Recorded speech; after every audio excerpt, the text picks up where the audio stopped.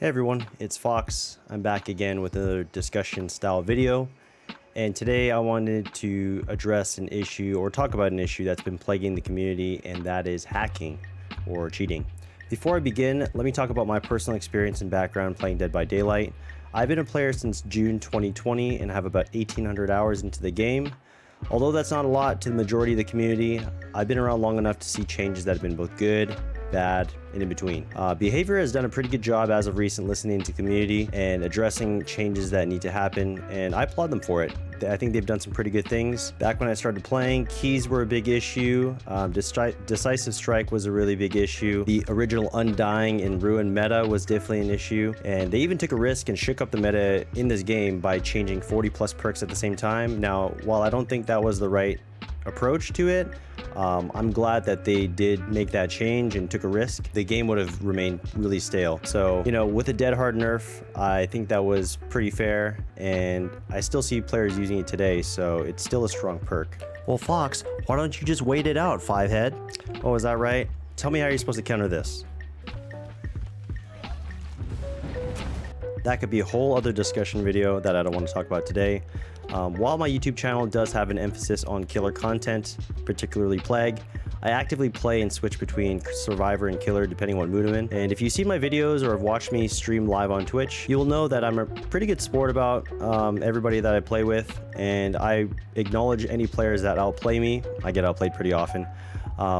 But I try not to take the game too seriously, and I do enjoy a good meme or meme playstyle whenever I get the chance to. However, though, with hacking and cheating becoming more prevalent, I'm finding it really difficult to create content and stream live if I'm going to be held hostage on stream. So the first example I want to show you is a match that I had on Dead Dog Saloon.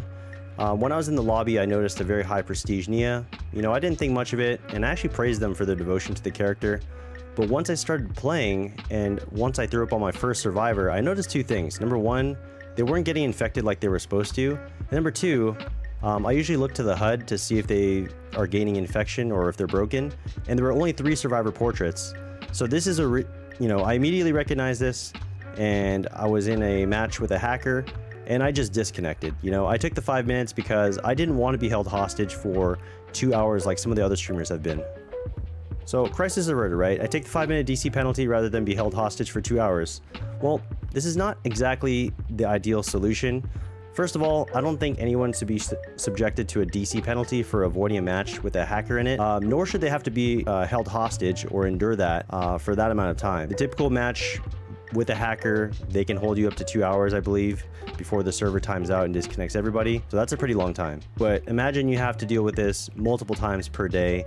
And imagine if you're streaming for, 6, 7, 8 hours plus, and you get this happening to you quite often, it's going to become really annoying really fast. So for small creators like myself, the 5-minute penalty is not the end of the world, but I really empathize with the larger creators who play this game and create content for financial stability or, just as their main source of income. They really can't do their jobs. Now, the second match that I played, I got sent to the game map by a Survivor map offering. And although this map sucks for killers to play on, I attempted to do the best I could. We get to the end of the match, and unfortunately, I don't get any kills. I played pretty average, the survivors are really good, and I just chalked this up to simply being outplayed by my opponents. And I started to think about what I could have done differently to get a better result. It wasn't until the end game that I had realized that there was a hacker in the match the whole time. They had waited till the very end of the match to reveal that they were hacking. And that's the troublesome thing here. If they had never shown their true colors or that they were hacking, I would have never known, and I would have just dismissed it completely. The blatant cheaters are somewhat easier to deal with, and most of the time, they're just messing around or memeing from the very start, so you kind of know what you're in for. And to be honest, it's pretty funny to get into these matches from time to time because they do ridiculous things, like they can fly you around the map, no clip through the map, access areas you've never been to, fly through the sky and draw a penis, you name it. Pretty funny stuff. But what bothers me personally is the subtle cheaters.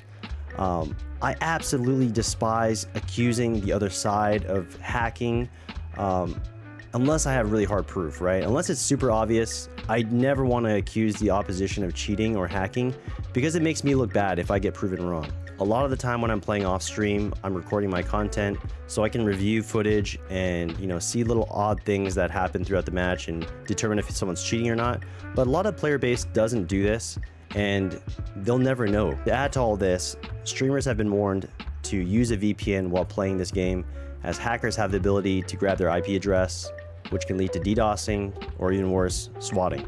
I get this question all the time. People always ask me if I'm ever going to stream a different game, and I always tell them that I'm still having fun with DBD. I still create content on the regular, and I've built a lot of friendships from this game, from streaming this game, but I just want a fair opportunity, and I hope the hacking issue does get resolved, because it's really discouraging to see my favorite content creators, large and small, get affected by this and get discouraged from playing the game. Behavior really needs to put this on the top of their priority list if they want to keep this game alive, or at the very least make a statement regarding their plan to combat this, because it's a really big issue. Anyways guys, thank you so much for listening. Let me know if you've experienced this in the comments, how you feel about it, and I'll see you around for the next video.